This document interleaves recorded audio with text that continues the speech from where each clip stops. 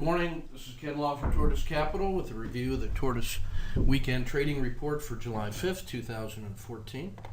We've got a market that is in bullish, quiet conditions still. On an annual basis, using weekly RSI 14, we're overbought at 74 out of 100. On a 10-day basis, using the 10-day NDX, we're at 98 out of 100. Looking at the market mosaic, we have price relative to the 200-day moving average improved to white bullish at 9.12%, so a little over 7% cushion between price and the sideways market.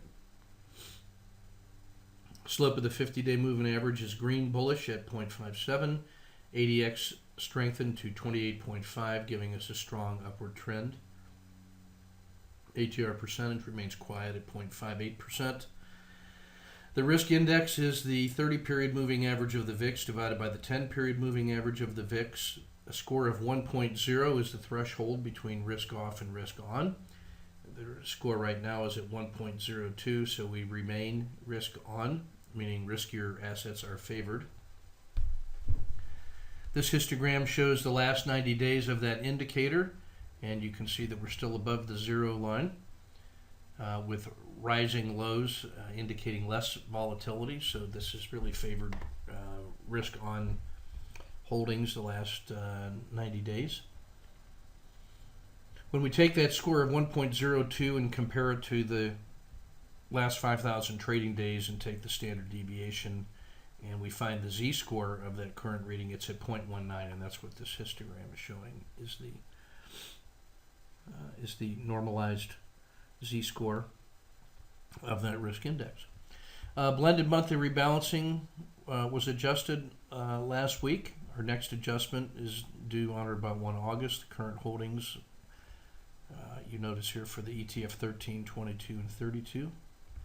And these are the current leaders in each of these populations based on the reading as of the close on Friday.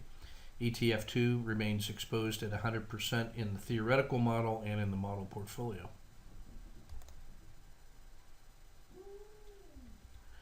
This is just a quick look at the ETF 13 and 32 portfolios. Everything is on a buy condition except for agriculture in the ETF 32. You can see that we've ranked here by the blended monthly rebalancing factor. This is the ETF Max. You can see that we're still dominated by India, nickel, gold explorers, silver miners, oil services. There's some Canada sneaking in, and the pharmaceuticals from the S&P, XPH.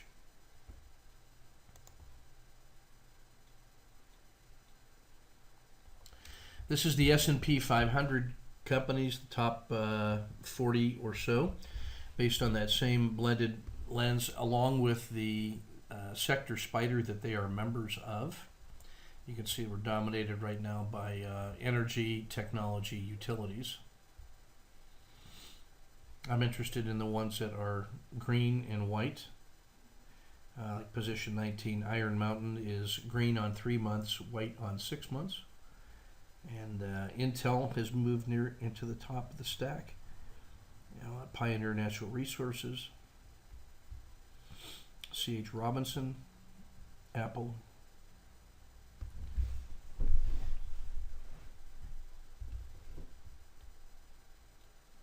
next up is the market health check. The vertical blue lines represent 10, 20, and 30 days of look back. The horizontal red lines represent price levels that once were resistance and are now support. If they get violated to the downside, then they become a ladder of price targets on the way down. We've got the 10-period and the 30-period RAF regression channel posted here with a 1-day lag on the 30.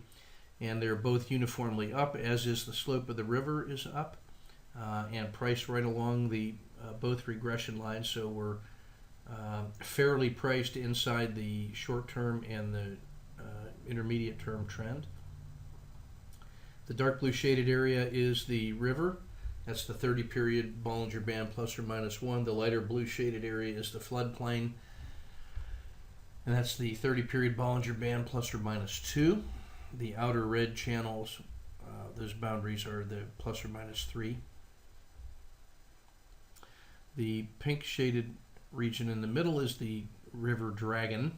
That's a 10 period Bollinger Band plus or minus 0.5. It's a handy and more adaptive way of getting some insights into the direction of the river. This sine wave looking black line is the slope of the 30 period regression line. That's really the point value of the slope of this central black line here. And you can see we've rolled over here just lately. And the reason for that is we've had two pullbacks in the last 30 days that have made the upward slope decay just a little bit. As long as we're above this zero line, then that's going to be that's represented by this dotted line here. Then we're in good shape in terms of the health of this upward move.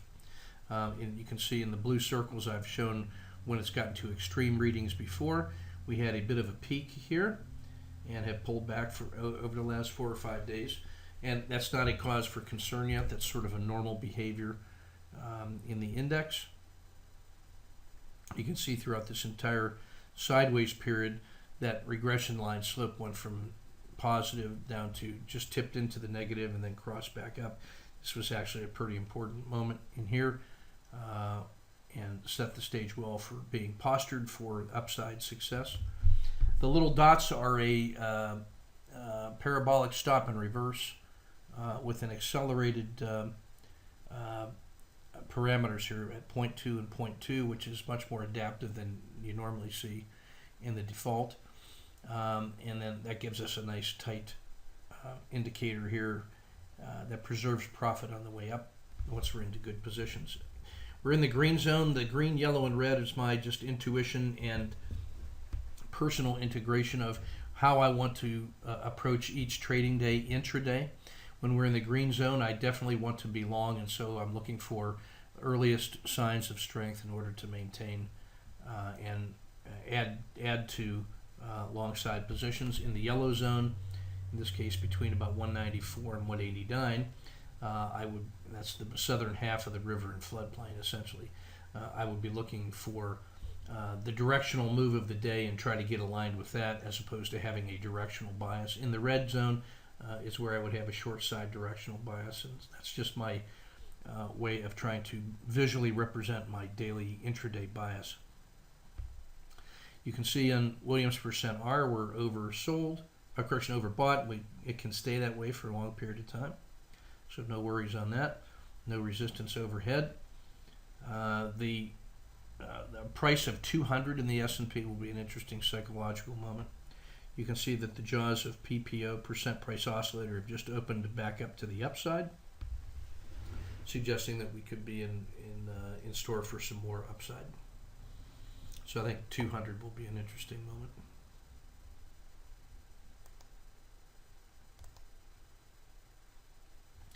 ETF2 regional report, everything in the 10 primary indexes are on a buy signal.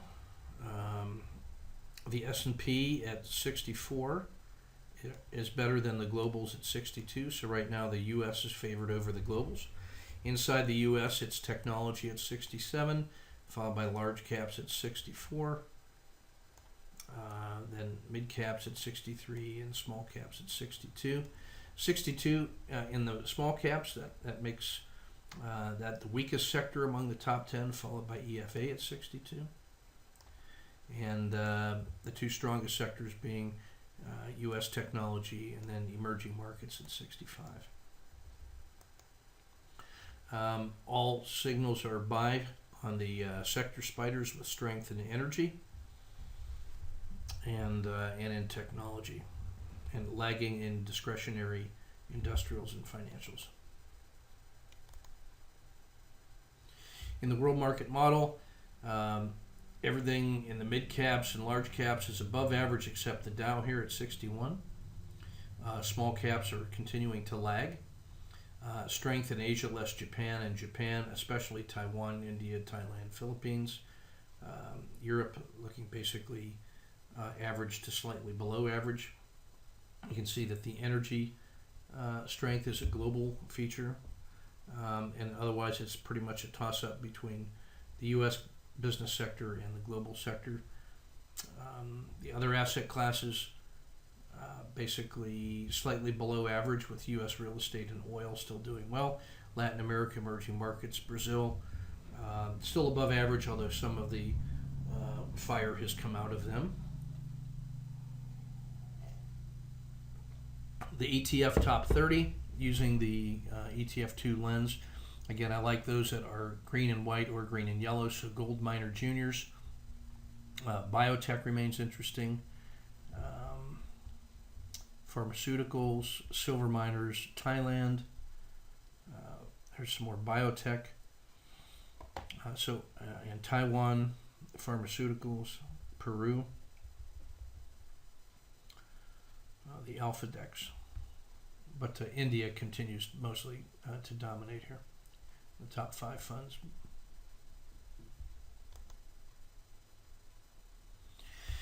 Looking at the Dow through the same ETF2 lens, Intel, Caterpillar, and Cisco at the top. I like the ones that are green and white. Those that are white and green, like Travelers and Johnson & Johnson, may be starting to lose a little steam.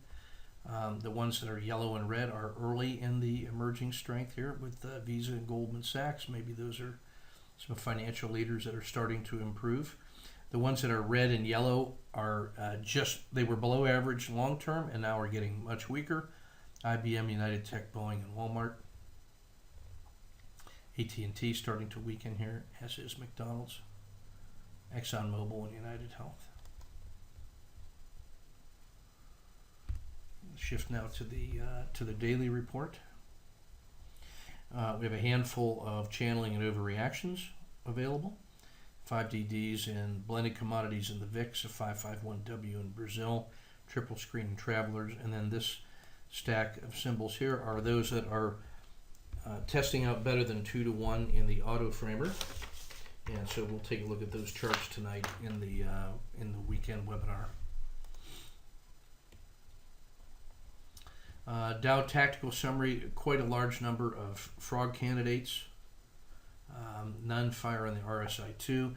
Got a handful of dojis. Here's our triple screen and Travelers, which also test out a 2 to 1. And 3 to 1 on DuPont and United Tech. You can see just how poorly the VIX has been performing and how good XIV has been performing over the last look-back periods of 1 day, 10 day, 1 month, 3 months, 6 months, and 12 months. All these in the green fired. They closed at new highs compared to the look-back period. So the way we would read this in the Dow 30, for example, at 132, if you took the previous 10-day trading range and then took 32% of that range, that's how much higher it closed on Friday compared to the previous 10 days. So that gives you an idea of the magnitude of the breakout. And so the Dow was at a 10-day, 1 month, and 3 month new high on the close. So that's pretty powerful. And then XIV has just continued to be the gift that keeps on giving. Starting to see some concern in the popular press about it. Yeah, it's quiet. Yeah, too quiet, and that can't last for long. And that's statistics will tell you that too. Don't let that get in the way of owning a good position. Channeling and overreaction in a number of symbols here that also test out well on the auto framer. These are the drilling down into the auto framer stats, and you can see the choice of initial risk highlighted in pink here, and then repeated here in my risk. And that's what's used on the risk side, and then a retest of the 10-day high is what computes the reward side, and then that factor gives you the reward to risk. In the RLFF, what you're looking at here are for the populations of the Dow 30, the ETF 100, the S&P 100, and the NASDAQ 100. The normalized risk at 1 ATR, and then expressing opportunity as the distance between the 10-period regression line for the very short-term price trend, and then the regression line 270 is the very long-term fair value of that price based on buy and holders. and institutional money. And so the difference between those two regression lines we're describing as the opportunity, and dividing that by the ATR, and then this gives you the reward to risk on the basis of those factors. These top 5 are ones that are below, where the regression line 10 is below the RL270, and this is how many ATRs to the downside that symbol is. So in other words, a return to long-term fair value would give you that kind of ATR return. And then the ones that are in parentheses are the ones that are the relative strength winners, like Intel and Cisco are both over 9 ATRs above their 270 regression line, and so on all the way through. So you can see right now we have some amazing extensions to the upside. And the rest of the chart's just kind of for reference. Where we are in the regression line 30 slope compared to the last 10 years, it's really been a very good run. We are above the 1.0, so this is a 10-year look. And then this zooms in over the last 200 days, but using these statistical measures. We are right back now to a Z of +1 with a slope value of about 0.25. We've had this really nice run and has rolled back to just the upper edge of normal. We'd like to see it stabilize here, obviously. But it's not unusual to see continued complacency after an excursion to the upside. As long as it stays above this 0 line, then the slope of that period, the slope of the market is up. We would consider that bullish. See how quiet volatility has become, and after a slight rebound has remained firmly into the quiet zone.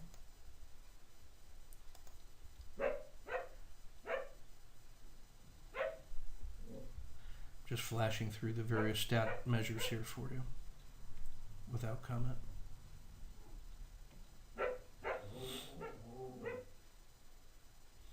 What's nice is that IWM here this is the swing z-scores, and this is where we're taking a look at what has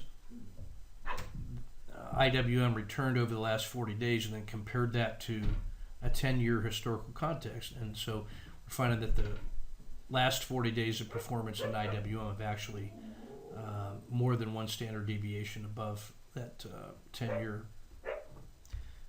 performance, and that's why it's in the green. And so the ones in the green are the ones that are starting to lead the way.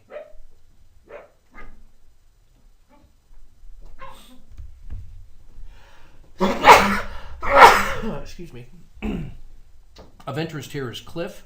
You notice on a 40-day period it was below the 10-month average at a z-score of -0.3, and then has gotten progressively better as we get shorter-term performances. So this is a nice uptick after an extended downward performance, so that there could be some additional follow-through in Cliff. We'll take a look at that tonight as well.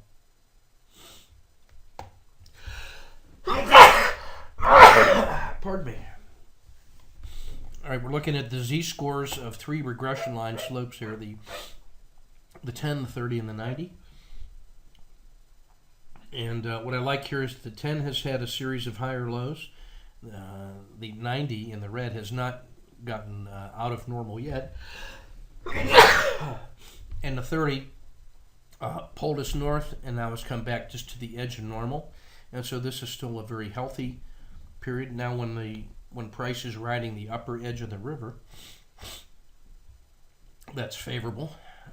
It's finding support at the edge of the river instead of in the middle of the river or violating the downside. So that's really bullish.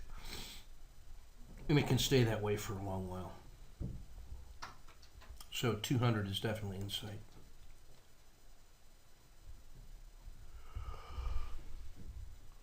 All right, that's everything I wanted to cover for today. And pardon my sneezing.